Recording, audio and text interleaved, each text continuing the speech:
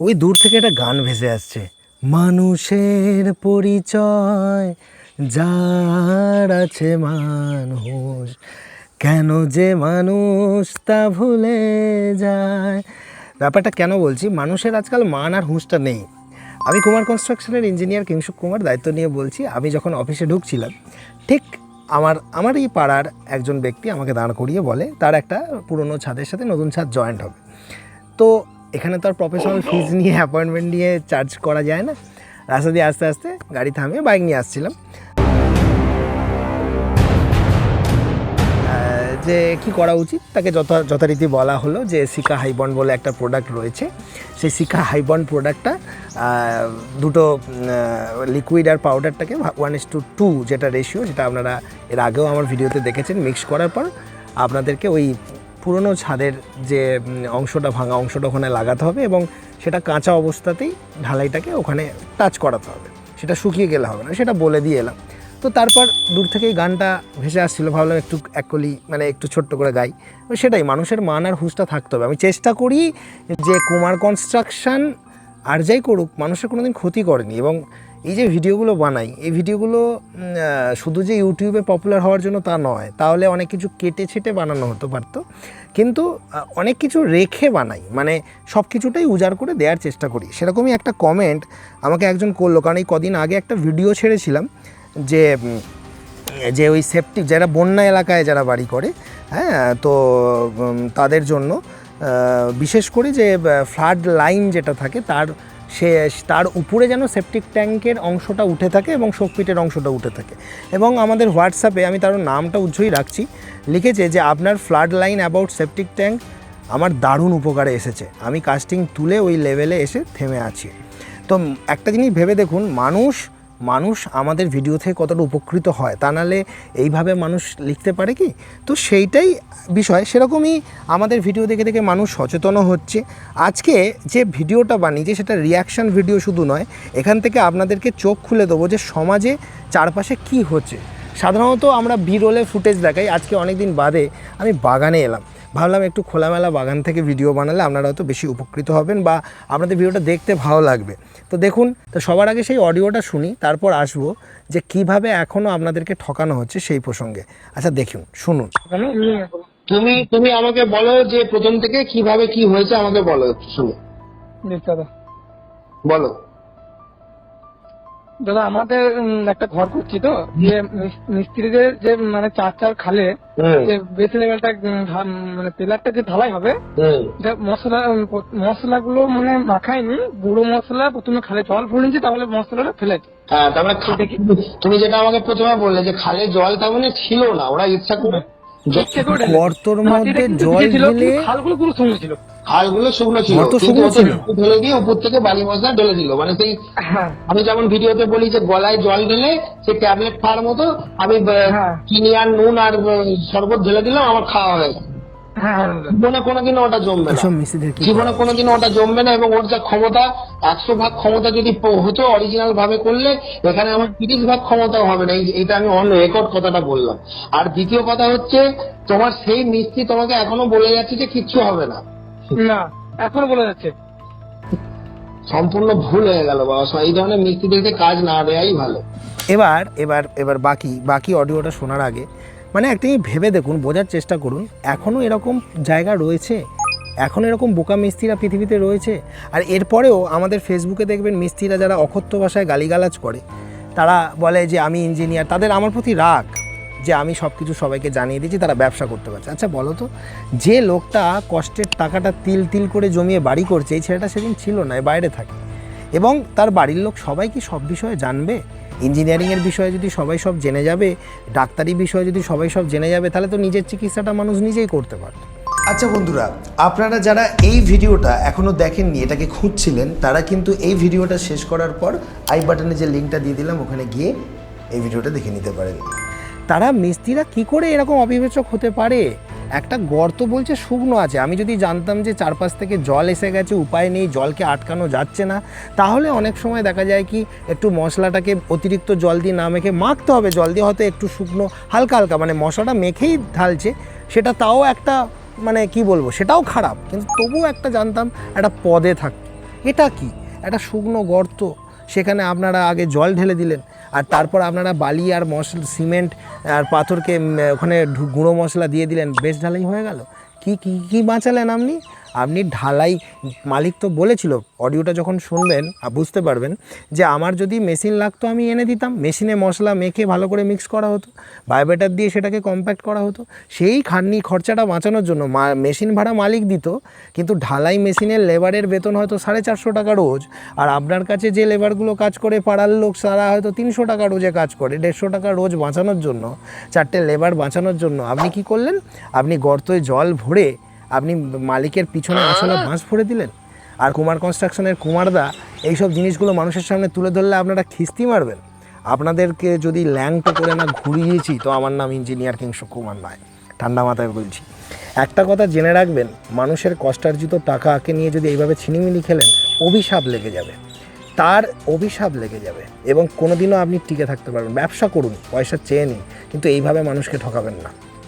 হ্যাঁ, একটা মশলাকে মেখে, আপনারা কি জানেন যে একটা হয়তো কংক্রিটের একটা গ্রেড একটা আছে, দেখা গেল একটা গ্রেডে বলা আছে যে 1 বস্তা সিমেন্টের মশলা মাখলে আমাকে দেখা যাবে 20 লিটার জল দিতে হবে কি 22 লিটার জল দিতে হবে। আমি একটা কথার কথা বলছি, সেই পরিমাপটাও অঙ্ক করে বেরোয়। তার জন্য ওয়াটার সিমেন্ট রেশিও নিয়ে আমার হয়তো ভিডিও আপনারা আগে দেখে থাকবেন। কিন্তু একটা জিনিস বলুন তো, আপনাদের কোথায় লেখা আছে, কোন বইয়েতে লেখা আছে, কোন জায়গা থেকে আপনারা এইটা পেয়েছেন যে এরকম একটা গর্তর মধ্যে জল থাকবে? আবার তা আপনারা বলছেন যে এরকম নদীতে তাহলে কী করে ঢালাই করে, নদীতে কী করে ঢালাই করে দেখবেন, সমুদ্রের উপর কী করে ঢালাই করে দেখবেন? নদীতে সমুদ্রের উপরে কোফার ডাম ইউজ করা হয় এবং সেই জায়গার ভিতরে জলটাকে আগে টেনে তুলে বার করে নেওয়া হয়, বুঝতে পেরেছেন? আর কোনোভাবেই কোনো জায়গাতে ওই জলের উপর মশলা ঢালা হয় না। আপনারা একটু পড়াশোনা করুন, আজকালকার দিনে তো হাতে স্মার্টফোন আছে, একটু নেটটা ঘাঁটুন, একটু ইউটিউবে সার্চ করুন, একটু ফেসবুকটা খুলুন, দেখতে পাবেন যে কোনো নদীর উপর সমুদ্রের উপর ব্রিজ হলে আগে কি করা হয়, আগে সেই জায়গাটার চারপাশে একটা এরকম ডাম লাগিয়ে, মানে ওই জায়গাটাকে আগে ঘিরে ভিতরের জলটাকে ছেঁচে বার করে পাম্প দিয়ে তারপর শুকনো করে সেই জায়গায় পাইলিংয়ের কাজ করা হয়। তাই এই জিনিসটা করে আপনি কি করলেন, কংক্রিটটা তো ওখানে তার ফুল স্ট্রেংথ নেবেই না, কংক্রিটটা জমবেই না, আর যেটুকু জমবে ওটা না জমার সমান। আর আমরা জানি পায়ের পাতায় সব থেকে বেশি লোড আছে, যেটাকে বলে ফুটিং, ফাউন্ডেশন।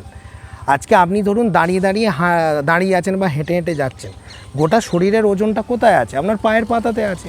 আর সেই জায়গাটাই, অর্থাৎ গোটা বাড়ির যে ওজন সেই জায়গাতে যখন আসবে তখন তো সেই জায়গাটাই হচ্ছে আপনার লোড নিতে পারবে না, ফেটে যাবে। তাহলে এখন ইঞ্জিনিয়ার হয়ে আমি কি একে পরামর্শ দিয়েছিলাম সেটা আমি শেষে বলবো। চলুন অডিওর পরবর্তী অংশটাকে আর একবার শুনে নিই। আর তোমরা কি করবে? এখন আর কিছু করার নেই। আজকে 2-3 লাখ টাকা খরচা হয়ে গেছে। তুমি তো বললে টাইবিমও ঢালাই হয়ে গেছে, এখন পুরো ভাঙা অসম্ভব। হ্যাঁ স্বাভাবিক, টাইবিম ঢালাই হয়ে গেছে, সব ঢালাই হয়ে গেছে, ভাঙা তো অসম্ভব। মানুষের টাকা সস্তা নাকি? 4-5 লাখ টাকা খরচা করে 3 লাখ টাকা খরচা করে ফেলেছে। লিন্টেল ঢালাই, ছাদ ঢালাই, 4 বার মেশিন আসতো, 1500 কি 2000 টাকা ভাড়া। আর হ্যাঁ, আমরা বলেছিলাম মেশিন ভাড়া যা লাগবে আমরা দেবো, আর যেন আমার কোয়ালিটি খারাপ নয়, এরকম বলে দিলাম। কি বলছে? আমাদের মেশিন যা ভাড়া লাগে আমরা দিয়ে দেবো, মানে ঘর মালিক মেশিন ভাড়া দেবে, কাজের কোয়ালিটি যেন বলে দিয়েছি। কি বললো? ওরা বলেছিল যে মেশিন, মানে ওরা বলছিল মেশিন আনতে হবে টাইপিং ঢালার সময় আর একবার ছাদ ঢালার সময়। টাইবিম ছাদে আছে, বেশি বাকিটা আমরা ফেলে দেবো হাতে। আর ও তো জানে জল দিয়ে বালি পাথর এরকম ঢেলে দেবো আর হ্যাঁ। আর হয়ে যাচ্ছে। তুমি বলো না, উপর থেকে বালি পাথর আর সিমেন্ট যে শুকনো ঢেলেছে ওটা পাইলি তো হলো না। হ্যাঁ, ওটাই তো আমিও মিস্ত্রিকে বলছি, বুঝিয়ে পাচ্ছি না। বলছি হ্যাঁ ভালো, ঠিক, আমি কালকে মাটির খুঁড়ে দেখাবো মিস্ত্রি। আর কিছু করার নেই, ওকে ভেঙে যে তুমি রিপেয়ারিং করবে। তোমার টাইপিং হয়ে গেছে, গাঁথনিও তো হয়ে গেছে নাকি টাইপিং এর? হ্যাঁ, গাঁথনি হয়েছে, মিডল অবধি হয়েছে। আচ্ছা বন্ধুরা, আপনারা যারা এই ভিডিওটা এখনও দেখেননি, এটাকে খুঁজছিলেন, তারা কিন্তু এই ভিডিওটা শেষ করার পর আই বাটনে যে লিঙ্কটা দিয়ে দিলাম ওখানে গিয়ে এই ভিডিওটা দেখে নিতে পারেন। যাই হোক, মেঝে লেভেল পর্যন্ত গাঁথনিও হয়ে গেছে। তার মানে একটা বিষয় পরিষ্কার হচ্ছে বারবার, যে মিস্ত্রিরা যে এইভাবে ঠকাচ্ছে সেটাও চারিদিকে হচ্ছে, এটা কিন্তু ঠিক, এটা ভুল নয়। তাহলে এই ভিডিওগুলো তো মিথ্যে নয়। এই ভিডিওগুলোর মাধ্যমে আপনাদের যাদের সাথে এখনও এরকম হতে পারে তাদেরকে চোখ খুলে দিলাম। আর দ্বিতীয় কথা যেটা হচ্ছে যে একে যেটা লাস্ট অফ অল সাজেশন দিয়েছিলাম, যে যেহেতু সাধারণ মানুষ আবার ভেঙে আবার নতুন করে করতে পারবে না, সেহেতু আমি ওকে বলেছিলাম যে একটা কাজ করো, তোমার টাইবিমটাই তোমার এখন বাড়ির কোমর। মানে আমার যখন দেখবেন যে সমস্ত লোকের যেমন পোলিও রুগী, সে তো পায়ে হাঁটতে পারে না, কোমরের ভরসায় বসে থাকতে পারে, তার মানে এই বাড়িটার পাটা নেই, এই যদি ধরি তাহলে কোমর হচ্ছে টাই বিম, তার ভরসায় বাড়িটা দাঁড়িয়ে থাকবে। তাই টাই বিমটাই তোমার এখানে ভিত। আর যেহেতু মেঝে লেভেল পর্যন্ত কাজ হয়ে গেছে সেহেতু এটা ধরে নাও যে আর তো ভেঙে তুমি আর ব্যাকে আসতে পারছো না। তাই টাই বিমের ভরসায় একতলা বাড়ি তুমি যদি বাইরের দেয়াল 10 ইঞ্চি করে রাখো, এটা কনফাইন্ড ম্যাসারি স্ট্রাকচারের মতো করে দাঁড়িয়ে থাকবে, বাট এটা কলম স্ট্রাকচারের মতো করে লোড ডিস্ট্রিবিউট করে যাওয়ার আগেই ফেলিওর করবে। তাই তুমি এটা একতলা পর্যন্ত চারদিকে গেঁথে টাই বিমের ভরসায় নিশ্চিন্তে থাকতে পারো। তো তোমার সেরকম কিছু চাপ নেওয়ার দরকার নেই, এটুকু তাকে আশ্বাস দেওয়া হয়েছিল। কিন্তু আমি এই ভিডিওটার মাধ্যমে আমি এটা বোঝাতে চাইলাম যে এরকম যারা করছে আপনাদের সাথে বা করব বলে বলছে, তাদেরকে ঘাড় ধরে আগে বার করুন, ঘাড় ধরে বার করুন। কারণ একে হয়তো আশ্বস্ত করলাম যে তোমার কিছু হবে না, কিন্তু কাজটা তো খারাপ হয়েছে, এটা তো অস্বীকার করার কোনো উপায় নেই। এই ভিডিওগুলোর তো কোনো সীমা নেই, বিশ্বের যে কোনো প্রান্ত থেকেই মানুষ এই ভিডিওগুলো দেখছে এবং সচেতন হচ্ছে। এখনও এমন প্রত্যন্ত জায়গা রয়েছে যেখানে দেখা যাচ্ছে কোনো ইঞ্জিনিয়ারই নেই, হয়তো এমনও জায়গা রয়েছে যেখানে ইঞ্জিনিয়ার আছে, কিন্তু তারা যখন দেখছে যে এই রকম ভিডিওতে যা যা বলা হচ্ছে সেই অনুযায়ী তাদের কাজ হচ্ছে না বা তাদের কনফিউশন তৈরি হচ্ছে, তখন তারা মনে করছে যে একবার যদি এই ইঞ্জিনিয়ার কিংশুক কুমার অর্থাৎ আমার সাথে বা কুমার স্যারের সাথে যদি আপনারা কথা বলতে পারতেন কতই না ভালো হতো। তার জন্য আমরা একটা সুবিধা রেখেছি, যেটা হচ্ছে যে মাত্র 200 টাকার বিনিময়ে 10 মিনিট সরাসরি আপনার গভীর থেকে গভীরতম সমস্যার ছবি ও ভিডিও পাঠিয়ে আমাদের থেকে সমাধান নিতে পারেন। এবং তার জন্য না আপনাকে আমাদের অফিসে আসতে হবে, না আমরা ওখানে যাব, অর্থাৎ সম্পূর্ণ ফোন কলের দ্বারাই এটা পেতে পারেন। সোমবার আমাদের অফিস বন্ধ, সোমবার বাদে যে কোনো দিন বিকাল 5টা থেকে 7টায় সাধারণত এই অ্যাপয়েন্টমেন্টটা দেওয়া হয়। এছাড়া সকাল 10টা থেকে 12টার মধ্যেও পেতে পারেন, তবে সেটা শর্ত সাপেক্ষ। এছাড়া আমাদের কাছে বিভিন্ন ধরনের পরিষেবা রয়েছে, 3D ড্রয়িং, 2D ড্রয়িং, সেই একটা চার্টও আমি আপনাদেরকে দেখাচ্ছি। 2026 সালের যে নতুন চার্ট আমরা দিয়েছি, সেটা পেতে গেলে আপনারা সবসময় আমাদের হোয়াটসঅ্যাপে লিখবেন যে স্যারের সাথে অ্যাপয়েন্টমেন্ট নিতে চাই বা আপনাদের পরিষেবা চার্টটা পাঠান।